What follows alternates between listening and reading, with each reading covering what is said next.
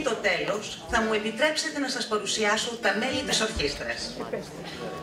Άρης Πανταζίδης, μπάσο. Κύρος Κετσιτσής, κακό. Γιάννης Παπαπλασακούδης, κιθάρα. Δημήτρης Αλεξανδρής, ακορντεόν. Και θα παρακαλούσα ένα λίγο πιο θερμό χειροκρότημα για τη μοναδική γυναίκα της ορχήστρας. Ριχό Τσίτσικα, Λολοϊσέλο. Γιάννης Τσίτσικας, μπουζούκι.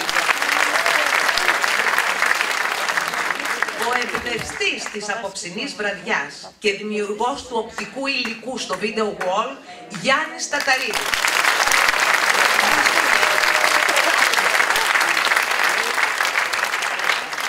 Βαγγέλης Χαριτάκης, μπουζούκι.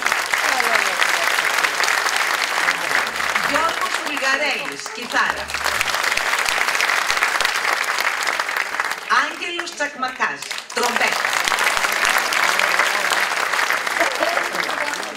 Χοροδή μουσική υπό τη διεύθυνση του μαέστρου Νίκου Κάλλη.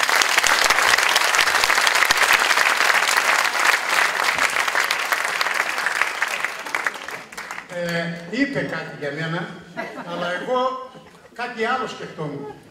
Όλοι αυτοί οι συνάδελφοι εδώ έχουν τραγουδήσει. Όλοι. Και καλά κάνουν. Εγώ ζήλεψα όμως. Θέλω να πω κι εγώ ένα τραγούδι. Ένα τραγούδι μιλάει για έναν Ρωμιό και μια Ρωμιά κάπου εδώ μέσα. Ήτανε στο κάστρο του Πλαταμόνα. Πιάσανε εκεί συζήτηση και κατέβηκε και ο Δίας από τον Όλυμπο και κάνανε, όπως θα έλεγε ο Ζαμπέτας, ένα λαγκυρντή. Ξέρετε τι, κουβέρνα. Έτσι, ακούστε.